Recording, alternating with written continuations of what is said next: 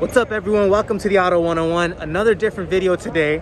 And today we're at the 2021 LA Auto Show. Now this is a big deal because this auto show didn't happen in 2020. It was supposed to, because of COVID it got canceled. So there's a lot of premieres and a lot of world releases that are coming to this auto show this year. So let's go on ahead, go inside, take a look, and you guys can come with me and go along for the ride. So stay tuned. Now this is exciting. Behind me is Hyundai's N portfolio.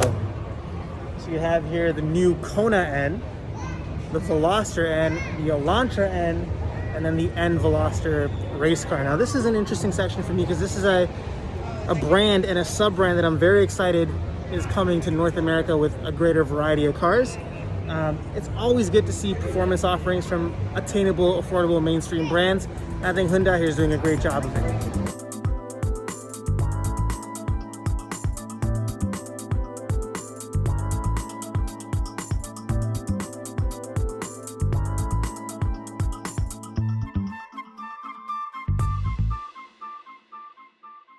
What's great about these Hyundai N products is they offer a lot of performance features at a very competitive price.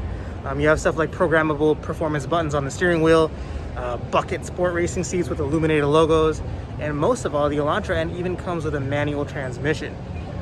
Now the Elantra N is coming with a 2-liter turbocharged 4-cylinder engine, same engine that's in the Veloster, and also same engine that's in the Kona N. So all three of these offer similar performances. It's almost like you pick what body style you want. Now this is crazy. Behind me is the Porsche Mission R concept. Now this is a 100% electric concept that's meant to indicate the styling of the next generation 718 twins.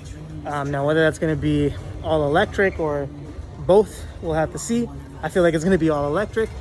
But yeah, I think it looks great. Porsche's always really killed it with their electric styling. They had a concept previewing the Taycan with the Mission E, and now this Mission R is previewing the next generation sports car styling.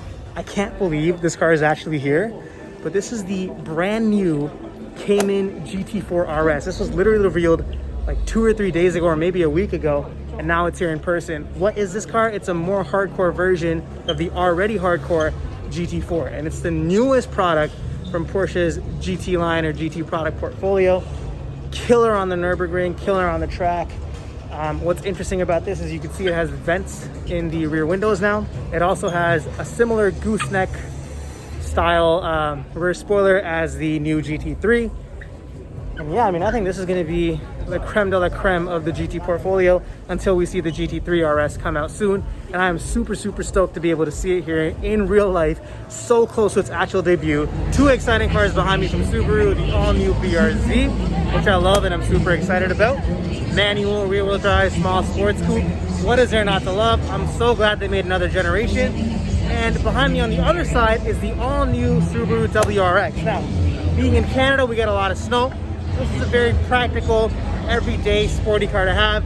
You can still have it with the manual, 2-liter turbocharged engine in this thing still. I'm wrong. I think it has a new engine now, a 2.4-liter turbocharged, which is basically a turboed version of the engine in that. The styling, people have really not been a fan of it with the plastic wheel wells on the bottom here, but I think it looks pretty good. I mean, it definitely looks different to previous WRXs, but they've done an interesting design language here, and it's good that they've kind of switched things up a little bit, right?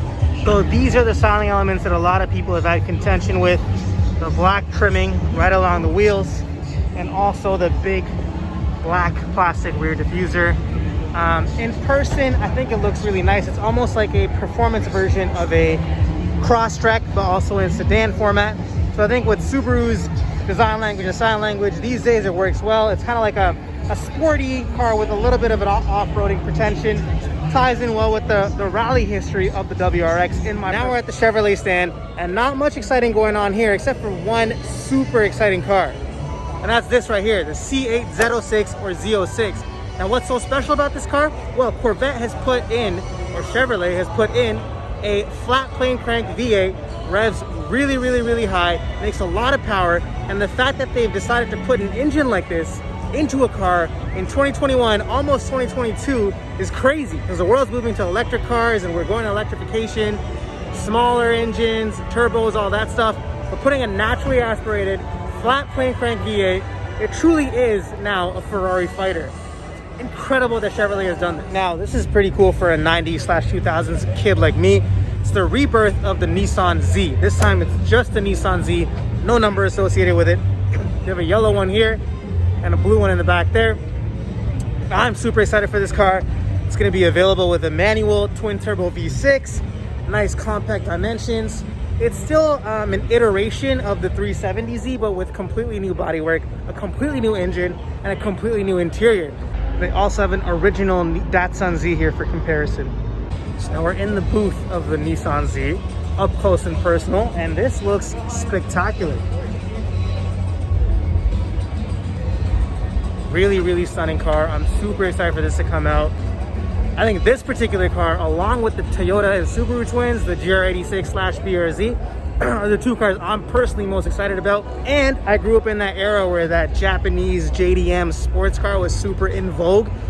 So yeah, this is really up there on my wish list. I also love this car behind me. This is the 2022 Lexus IS500, and they brought back the big old Lexus V8 and they've shoved it into the new body of the Lexus IS. Now, this is different from the ISF because it's not a performance car out and out. It's meant to be more of an everyday cruiser type of car, just with that big, burly, powerful engine.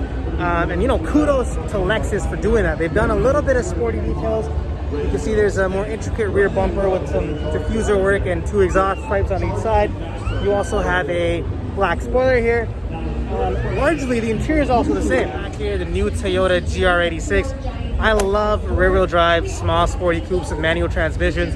So this, along with the Nissan Z, are probably two of my favorite new cars coming out right now. Stoked to see it in person. Unfortunately, it's locked, which is weird because reviews and stuff like this have already come out.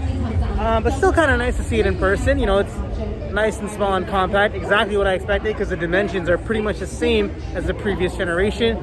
But very excited to see this come out in real life. All right, thank you for tuning into this video. Clearly, a lot of the focus this year at the auto show was on electric cars and electrified vehicles.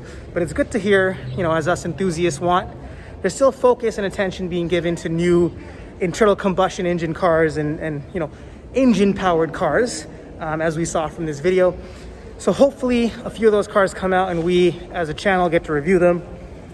Of particular interest to me, obviously, are the enthusiast-focused small performance coupes and performance sedans with manual transmissions. So I'm glad to see that some of those are still coming and they were revealed at this auto show. So yeah, thanks for watching. Stay tuned. Let me know what you were most excited about, and I'll catch you guys next time.